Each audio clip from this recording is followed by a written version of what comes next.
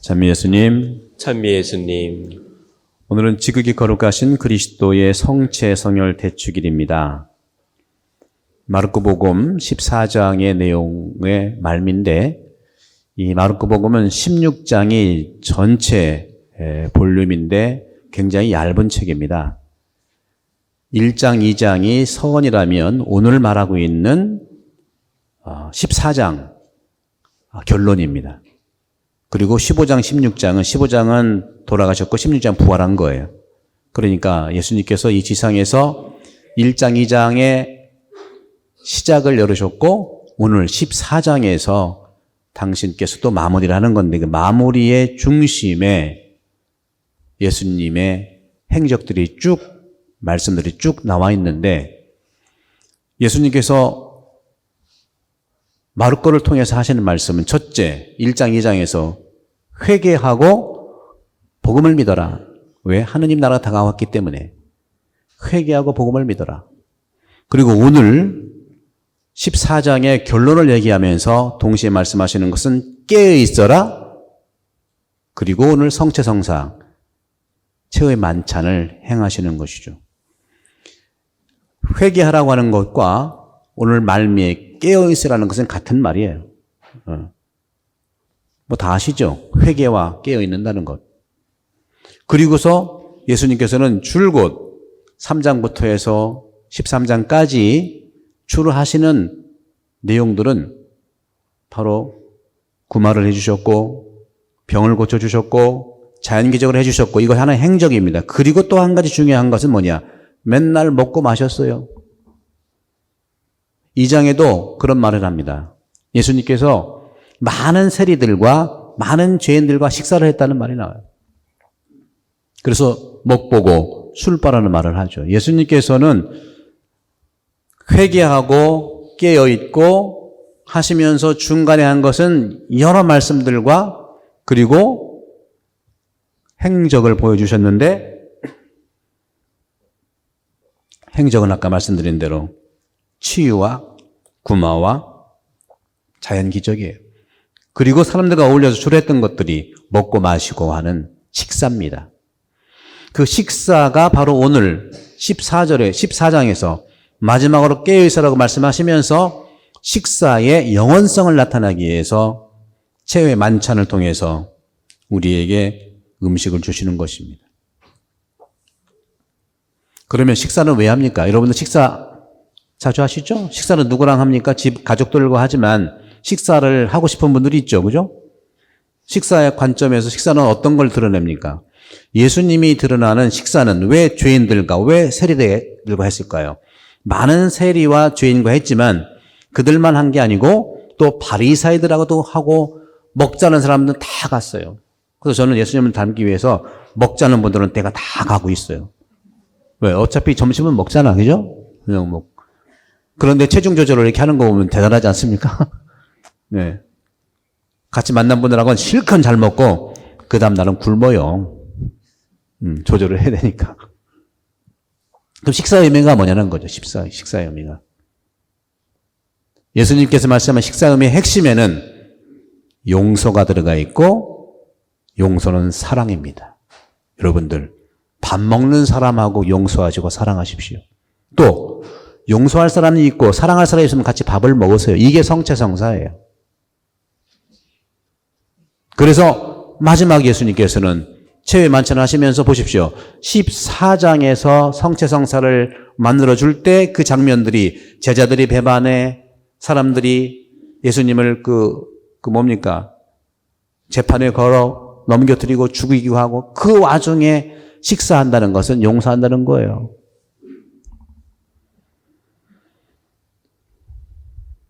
여러분들은 예수님께서 우리에게 주신 식사, 이 성체성사, 제가 미사서도에 말씀드린 것처럼 사제는 빵과 포도주로 대변하지만 중요한 것은 식사인데 바로 이 빵과 포도주를 주님께 봉헌하고 올리는데 여러분들은 빵과 포도주에 어떤 것을 담아서 주님께 봉헌합니까? 7세기에 그레고리 교황님께서 우리 그리스도인들에게 7가지 죄에 대한 말씀을 하셔서 7죄종이라고 합니다. 그리고 16세기에 예수의 신부님인 선교를 하시면서 7극이라고 하는 책을 써서 그리스도교 수양서라고 하는 것들을 써서 출판을 했어요. 판토아라는 신부님인데, 예수의 신부님인데 7극, 그러니까 7죄종을 7극이라고 그랬어요. 왜 중국 사람이나 한국 사람들 같은 경우는, 아시아 사람들은 죄에 대한 것들의 개념이 이제 좀 멀리 있거든요. 서양 사람들은 죄라고 하는 것은 분명한 법적인 가치를 얘기하고 있는 것이고, 그래서 그런 걸 감안해서 판토아 신부님은 7극이라고 하는 걸 썼는데, 이 7극은 아시다시피 유교의 극기 복례를 따서 한 겁니다. 극기, 나를 극복하고 예로 돌아가라, 복례. 이 판토아 신부님 그렇고 7죄종을 얘기한 6세 그레고리 교황도 그렇고, 이 7죄종이 뭐냐 하면, 내가 성체와 성을 대축일 때 사제가 드리는 빵과 포도주에 여러분들의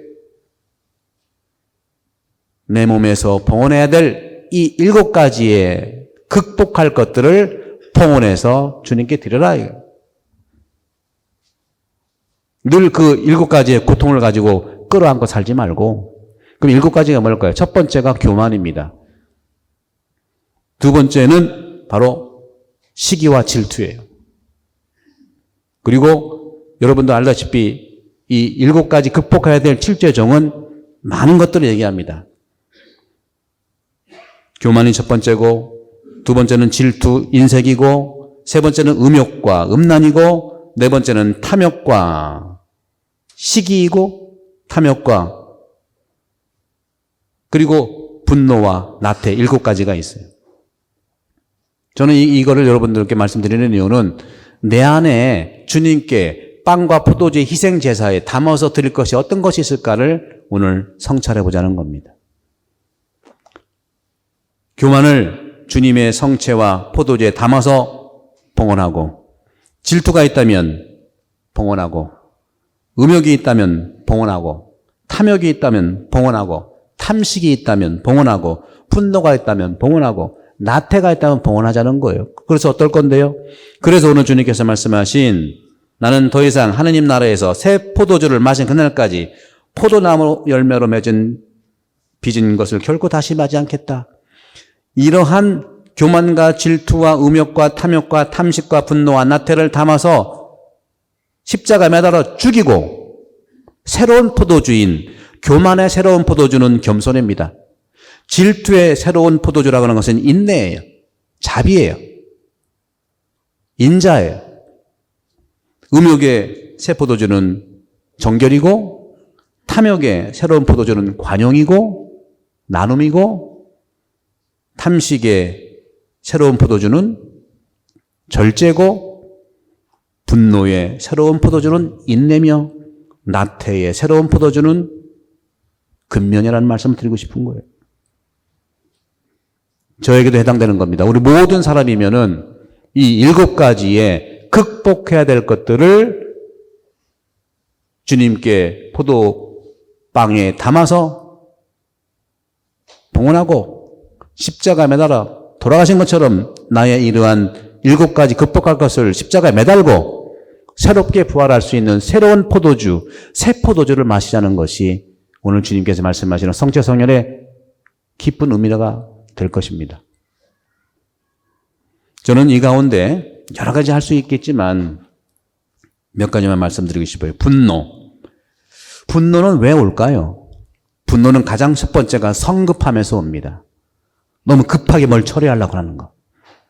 분노는 나를 급하게 하고 하는 그런 성급함에서 오기 때문에 생명과 관계되지 않은 것, 그러니까 생명과 관계된 것은 응급을 해야 되지만 생명과 관계되지 않은 것은 천천히 또 생각하고 성급하지 않게 하는 것이 분노를 조절하는 것이고, 그리스도 역사에서 분노 조절을 하기 위해서 3가지 방법이 있었는데, 분노 조절을 위해서 우리는 미사에 참여하면서 기도해야 되고, 두 번째는 인내 수련을 해야 되고, 세 번째는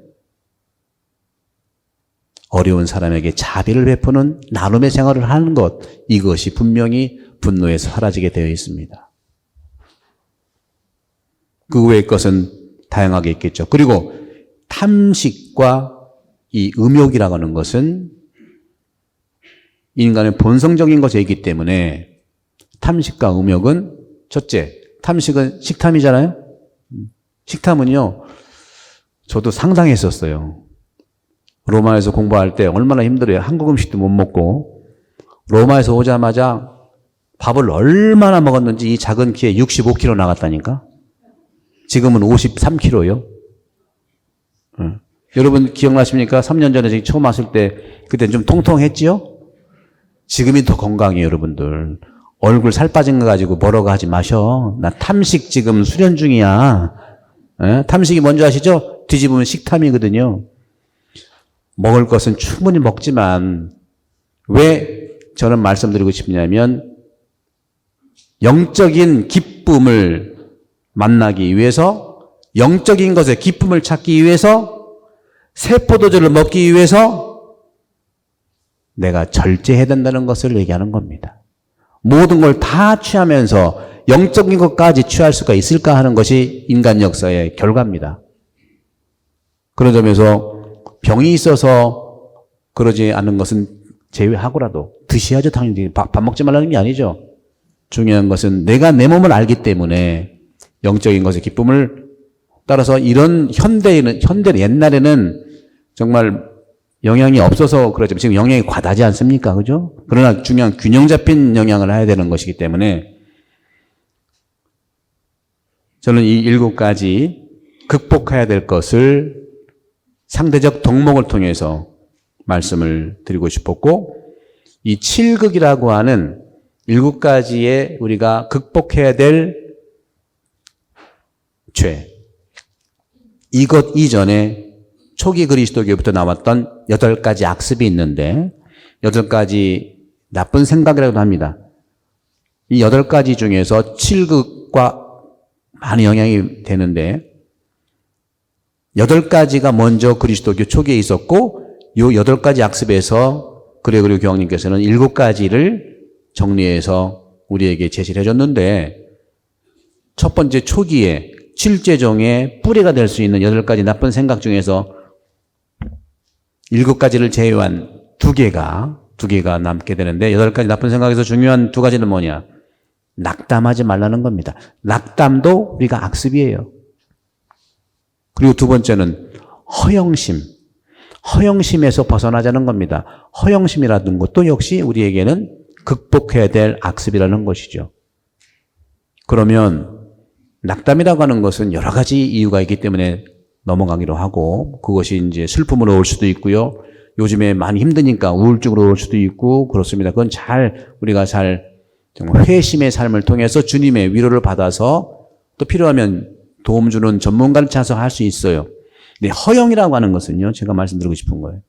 제가 이곳에 살면서 저도 마찬가지로 오늘날까지 사제생활하면서 허영이라는 것이 뭘까 하고 고민하고 또 고민해봤어요.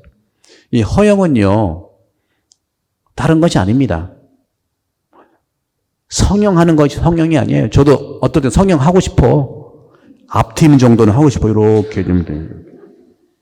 지나치면은 문제가 되는 거지요. 지나치면 문제가 되는 건데, 초기에서부터 이 허영에 대한 그리스도교적인 선물은 뭐였냐? 허영은 뭐냐면요, 저도 그런 얘기를 많이 당해요.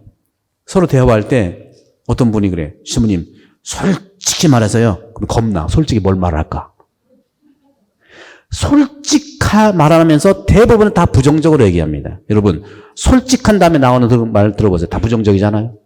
이것이 허영이라고 초기 교회 때부터 얘기한 거예요. 솔직하게 얘기한다면 그 다음에 긍정적인 것이 나와야 되는 거예요. 근데 솔직히 말하세요. 다 부정적으로 얘기해요. 회의에도 그렇고, 또 우리 한국 사람은 잘 쓰는 말이 있어요. 솔직히 말해서 플러스 부정적인 거. 또 하나, 내 개인적으로 자기가 개인이 아닌데 개인적으로 얘기한대. 개인이 아니거든요. 회의하는데 보면 다 공인이고 책임자들이에요. 근데 개인적으로 얘기한대. 난 뭐라고는 안 했습니다. 그러나 그런 표현들이 상당히 우리들에게 허영심을 일으킬 수 있다고 하는 것이 교회의 경험이에요. 또 한 가지는 자신감은 너무 좋은 거예요. 자신감은 너무 좋지만 지나친 당돌함은 나쁜 악습이 될 수 있다. 상대방에 대해서 위협을 하게 되고, 당돌함이라는 것은 지나치게 당돌하게 해서 어른들을 우리가 걱정스럽게 할 수도 있다는 것을 말씀드리는 거죠. 이 모든 것을 담아서 우리가 완전한 사람 없겠죠. 하지만 주님과 함께 한다면 온전히, 그래서 주님께서도 빵과 포도주에 당신의 모든 것들을 담아서 우리의 모든 이 7가지 또는 8가지의 빵과 포도주에 담을 것들을 주님 빵과 포도주에 담아서 십자가에 매달리십시오. 십자가에 매달으십시오. 그러면 주님께서 함께, 우리가 주님과 함께 죽고 주님과 함께 부활한다는 새 포도주를 여러분들은 선물로 받는 것입니다.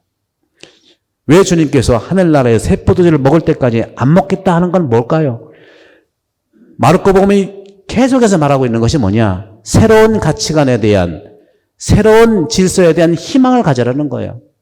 우리가 지금 코로나 바이러스로 고통을 받고 있지만 이 고통이 무의미한 것이 아니라는 걸 얘기합니다. 이 고통이라고 하는 하나의 걸 통해서 성장통 내지는 생산통, 이 고통을 통해서 생산을 하잖아요. 어머니의 고통을 통해서 아름다운 자녀가 태어나듯이 분명히 지금 이 순간에도 전 세계의 사람들이 고통을 받고 있지만 분명히 우리 사람이 새로운 가치관과 새로운 선물을 받게 되는 선물이 분명히 있다는 것을 확신합니다. 우리 본당도 마찬가지고요. 한 사람 한 사람도 역시 내가 가지고 있는 여러 가지 완벽하지 못한 것들, 그죠? 극복해야 할 것들을 주님의 빵과 포도주에 담아서 십자가에 주님께서 가실 때 가져가시라고 봉헌하세요. 내 힘으로 안 되기 때문에 주님의 새로운 부활의 포도주로 가능하다는 겁니다. 새로운 세계에 대한 희망. 그렇기 때문에 여러분들, 내가 하지 않는 것을 상대방이 하는데 내가 이해하지 못하는 새로운 것이라고 할 때 믿어주시고 또 대화해 주시고 지지해 주시는 것이 새 포도주입니다. 항상 앞서가는 사람 외롭게 되어 있습니다. 예수님은 너무 앞서갔어요. 그래서 십자가 돌아가신 거예요. 오늘도 내일도 앞서가는 사람은 십자가에 돌아갈 것입니다. 하지만 그 십자가는 끝이 아니라 새로운 포도주에 대한 상징이고 성장통의 분명한 하느님의 은혜라는 것을 알게 되지만 그것을 견디는 고통의 경험은 얼마나 아픕니까? 그래서 예수님께서는 이 잔을 제게서 치워주세요. 꼭 먹어야 됩니까? 말씀하시면서도 십자가를 지신 겁니다. 성체와 성을 되찾기를 의미는 뭡니까? 빵과 포도주에 내 극복될 것을 담아서 주님께 봉헌하고 주님이 돌아가시는 그 길에 같이 못을 박아서 끝내지만 새로운 부활의 질서의 희망을 포기하지 말라는 것이 예수님이 우리에 대한 선물이고 희망이고 가치라는 사실을 오늘 주님은 말씀하십니다. 내가 정말로 너희에게 말한다. 내가 하느님 나라에서 새 포도주를 마신 그날까지 포도나무 열매로 빚은 것을 결코 다시 마시진 않겠다.